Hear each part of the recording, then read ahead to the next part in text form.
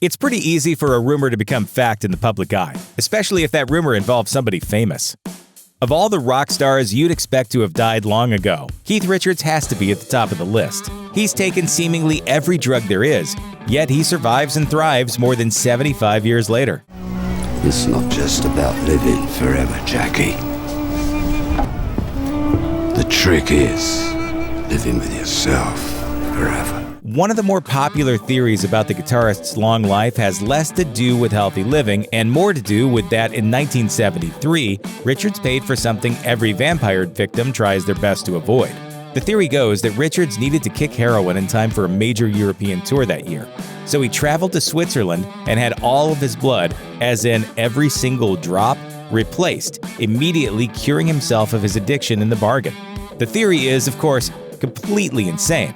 But if you believed it, don't be too hard on yourself. After all, it had an official source, Keith Richards himself. Apparently, the rocker had gone to Switzerland for an experimental blood purification process. Purification, not replacement. But was sick of reporters asking him about it, so he decided to mess with him. He actually told reporters he was chock full of new blood. Apparently, he played the joke too straight, because decades later, some fans still think Richards changes his blood as often as he changes guitar strings. One tall tale about Fleetwood Mac singer Stevie Nicks is just completely asinine. This particular urban legend tells us Nicks, a heavy cocaine user, snorted so much cocaine it ate a big hole through her nose. She was unable to snort properly anymore, so she started having cocaine shot into her butt by a presumably very well-paid assistant. It's perhaps the ultimate in rockstar excess, if it were true anyway.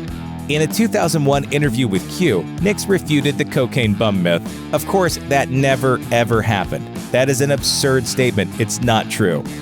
At the same time, she did admit to the hole in her nose, which she quipped was big enough for her to slip a belt through. The one thing the myth gets right is that Nicks refused to quit cocaine in spite of the hole in her nose. She just kept on using, at least until she finished her 1986 Rock-A-Little tour, at which point she finally hit bottom and went to rehab.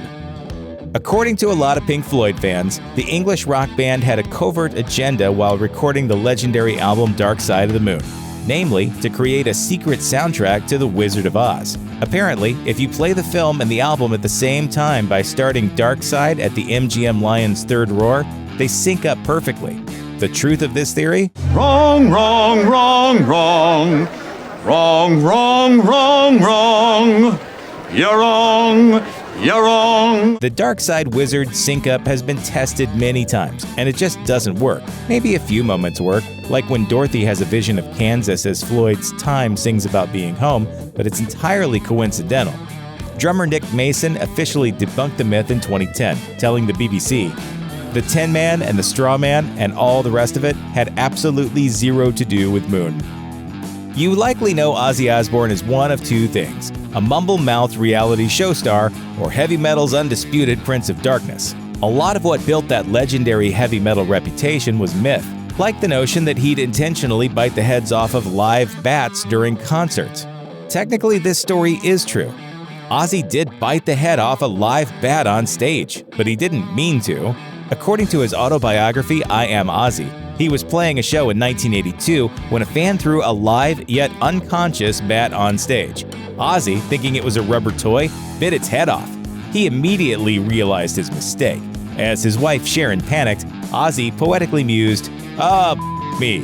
I didn't just go and eat a bat, did I?"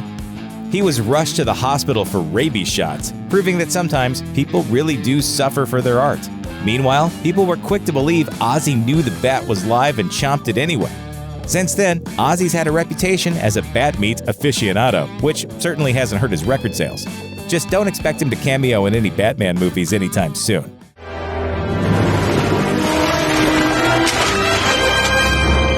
Don't hold your breath.